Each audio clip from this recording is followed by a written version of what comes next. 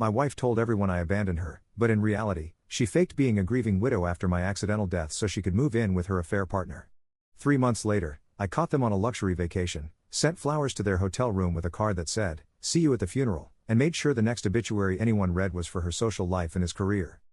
I told everyone my wife died in a car accident 3 months ago. Right now I'm sitting in a Maldives resort suite, watching my girlfriend sleep while holding a bouquet of white lilies with a card that says "See you at the funeral." My hands won't stop shaking because I know exactly whose handwriting this is. The affair started 14 months ago at my firm's Christmas party. Valentina was our new marketing director, 12 years younger, the kind of woman who wore red lipstick like a weapon and laughed like she knew exactly what you were thinking. Rebecca was home with our kids, probably already asleep by 9 after her third glass of wine. When Valentina asked if my wife would mind me staying for another drink, I said, she wouldn't notice if I didn't come home at all. It was supposed to be a joke. Valentina didn't laugh. She just said, "Prove it." I didn't go home until 3 a.m. that night. Rebecca was exactly where I knew she'd be, sprawled across her side of the bed, sleeping pills on the nightstand, face mask still on. I stood there watching her sleep, this woman I'd loved since college, who'd given me 3 beautiful kids, who still packed my lunch every morning but couldn't remember the last time she touched me without flinching. Valentina had touched me. Really touched me. Made me feel like something worth wanting instead of just another chore on Rebecca's endless list. The lies started small. Client dinners that didn't exist. Golf games that lasted 8 hours. My wedding ring lived in my car's center console more than on my finger. Our teenage sons noticed first. "Why do you smell different?" Tyler asked once. "Why are you suddenly going to the gym?" I told them I was trying to be healthier, maybe inspire their mother to join me. They shrugged. "Mom's just tired, Dad. She does everything for us." That's when I realized they'd already chosen their side in a war they didn't know was coming. Valentina filled my head with poison disguised as champagne. "You're wasting your best years on a woman who treats you like a paycheck," she'd whisper while we lay in hotel beds paid for with cash. "You deserve someone who desires you, not just tolerates you." She painted pictures of a life where I wasn't just a walking ATM, where I was the hero instead of the villain in Rebecca's daily complaints to her sister. I started researching divorce lawyers, calculating child support, imagining introducing Valentina to my boys after a respectful mourning period. But the numbers were brutal. 23 years of marriage in a no-fault state meant splitting everything. The house I'd paid for. The retirement accounts. College funds. Rebecca would get primary custody, guaranteed, since she'd been the stay-at-home parent for 15 years. I'd be a 45-year-old man starting over with half of what I'd built, paying alimony until I died while Valentina waited for me to level up financially again. Unless, Valentina said one night, running her nails down my chest, something happened to her. People die all the time. Accidents. Overdoses. Nobody would question it. I laughed it off, but the seed was planted. Rebecca's wine and Ambien combination. Her insistence on driving even after drinking. How easy it would be to just increase her doses slightly. Make her prescriptions disappear. Let her refill them too early. Valentina knew someone who could make sure the car had problems. Nothing traceable. Just tragic brake failure on that curve near the reservoir. The morning Rebecca left for her last girls' weekend, she kissed me goodbye like always. Quick peck, already scrolling through her phone. "Love you," she mumbled, already walking away. I said it back, meaning it in that complicated way you can love someone and still want them gone. The boys hugged her at the door. She promised to bring back their favorite cookies from that bakery upstate. I waited 12 hours after she should have arrived before calling the police. My voice shook perfectly. The tears were real because some part of me was crying for the woman she used to be, the marriage we could have had if either of us had tried harder. The search lasted 2 days. They found the car in the reservoir, exactly where it was supposed to be. Her body still strapped in. The police said she must have missed the turn, maybe drowsy from the wine they found in her system. Rebecca's sister Lauren flew in immediately, took over everything, treated me like shattered glass.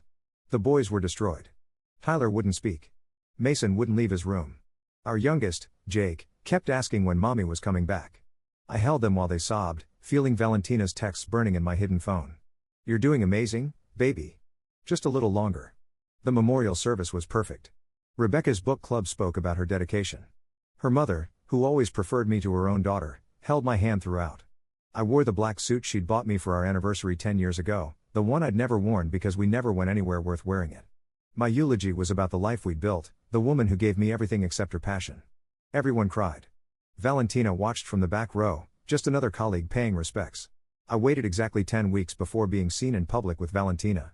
A coffee shop first. Then dinner. "He's moving on so fast," people whispered, but nobody questioned it. Widowers are allowed to grieve differently. By month 3, Valentina was parking overnight. The boys hated her instinctively. Mom's barely gone and you're already replacing her? Tyler screamed. I fed them lines about loneliness, about their mother wanting me to be happy, about Valentina just being a friend who understood loss. They moved in with Rebecca's mother temporarily. I let them go, thinking time would heal everything. This trip was supposed to be our victory lap. The insurance payout had cleared. Valentina and I were planning to move to Milan, start fresh where nobody knew our story. I'd been learning Italian, looking at apartments near the Duomo.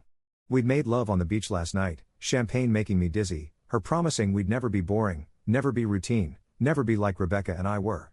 The flowers arrived 10 minutes ago. The card is in Rebecca's handwriting. Not similar. Exact. Down to the way she loops her L's. My phone is exploding with notifications I'm afraid to check. Valentina is stirring, asking who is at the door.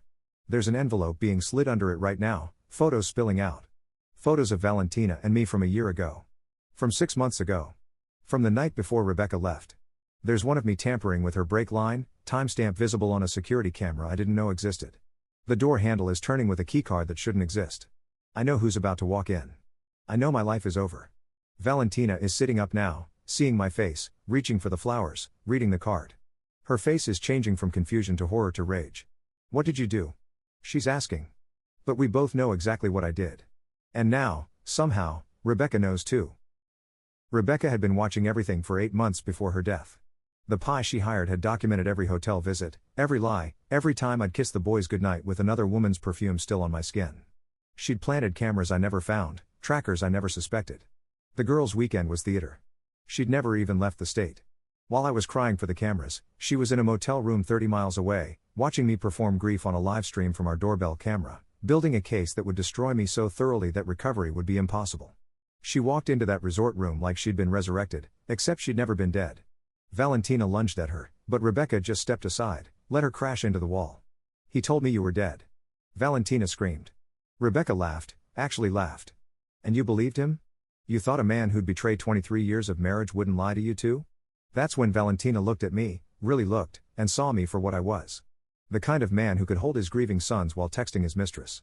Her face changed from anger to disgust to something worse, fear. Rebecca had copies of everything. My fake grief performance had been edited into a compilation video she'd sent to every contact in my phone. The insurance fraud alone would put me in prison, but that wasn't enough for her. She'd found things I didn't know existed. Valentina's husband, for starters. 3 kids under 12. A boyfriend in Vegas. Embezzlement from 4 previous companies that had quietly let her go. Rebecca didn't just expose our affair, she exposed Valentina as a serial predator who targeted married men for money. The FBI was already waiting at the airport. Valentina turned on me instantly. Said I'd seduced her, threatened her, that I'd planned Rebecca's murder alone. She had lawyers on the phone before Rebecca finished talking, throwing me under every bus she could find. He's insane, she kept saying. He said she was abusive. Said he feared for his life. I thought I was helping him escape. Rebecca recorded it all, sent it to my sons as Valentina spoke. I watched my phone light up with their messages, each one a knife, monster. Psychopath. We never want to see you again. Mom's alive and you're dead to us. The hotel bill was $47,000 for the week.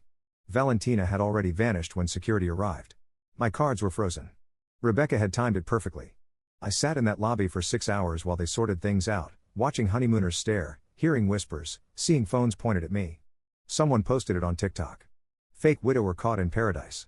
4 million views in 3 hours. The comments were brutal. People found my Facebook, my son's Instagrams, my father's obituary from 5 years ago and made memes about how he was lucky to die before seeing what I became. Lauren, Rebecca's sister, was the one who picked me up from the airport. Not to help. To serve papers. Divorce, criminal charges, civil suits, restraining orders from my own children. Rebecca wanted to forgive you, she said, not looking at me. Even after everything. But then she found out about the breaks. You really tried to kill her, didn't you? I couldn't answer. We both knew I had. She could have died. Actually died. For what? So you could play bachelor with that parasite? The trial was a massacre. Rebecca's lawyer painted me as a black widower in training. The prosecutor had recordings of me researching how car accidents in water were investigated.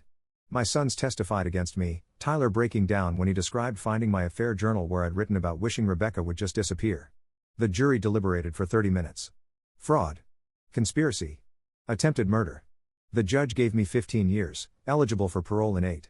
You murdered your family while they were still alive, she said. That's almost worse than what you tried to do to your wife.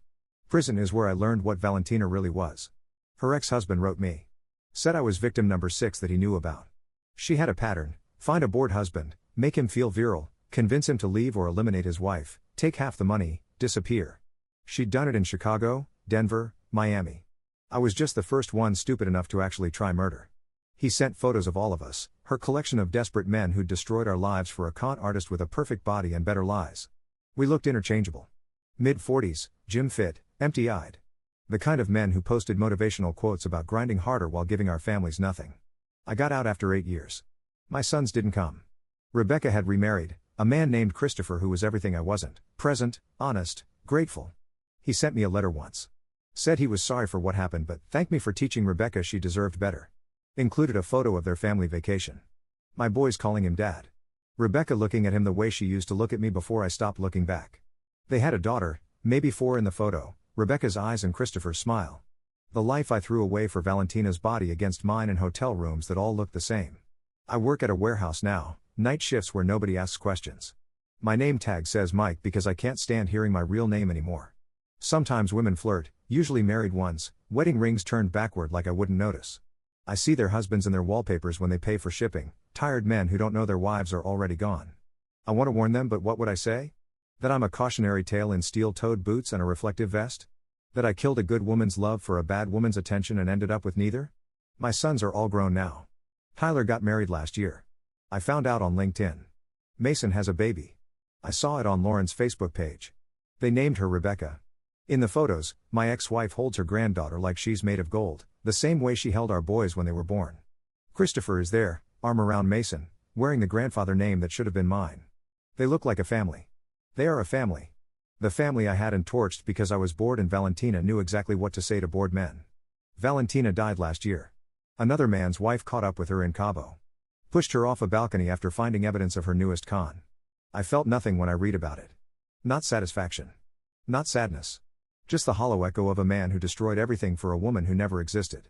The Valentina I loved was a character she played, and I was stupid enough to give her a standing ovation that cost me everything real. Sometimes I dream about that morning Rebecca left for her trip. In the dream, I stop her. Tell her I'm having an affair. Tell her I'm lost. Tell her I need help. She puts down her phone, really looks at me for the first time in years, and we both start crying. We go to therapy. We fix it. We fight for it. We remember why we chose each other. But then I wake up in my studio apartment that smells like motor oil and weed from the unit next door, and I remember that Rebecca did survive. She survived me. She thrived without me. The only thing that died that day was the part of her that loved me. I am the cautionary tale fathers tell their sons. The reason women screenshot text messages. The proof that boring marriages are better than exciting destructions. When men at work complain about their wives, I want to shake them. She's there, I want to scream. She's real and she's there, and that's everything.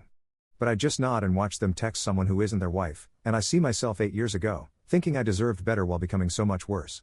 The last thing Rebecca ever said to me was at the sentencing. She walked past, close enough that I could smell her perfume, the same one she'd worn for 20 years. I loved you, she said. Not I love you. Loved. Past tense. Permanent. I loved you and you killed me anyway. Then she walked away, toward Christopher, toward our sons, toward the life I had, and threw away like it was nothing. It wasn't nothing. It was everything. And now I'm nothing, loading trucks for people who call me buddy and don't know I'm a monster in work boots, counting down the days until my heart stops beating and I can stop remembering what it felt like to be loved by a good woman I tried to murder for a bad woman who never existed. I'm the man who had everything and burned it down for an orgasm and a lie. I'm the reason my sons have attachment issues. I'm the example their therapists use. I'm the ghost at my own funeral, watching everyone move on like I never mattered because, in the end, I didn't. Not to Valentina. Not to Rebecca. Not to my boys. Not even to myself. I tried to kill my wife and ended up only killing myself. She lived. I'm the one who died. And I deserve to be this dead.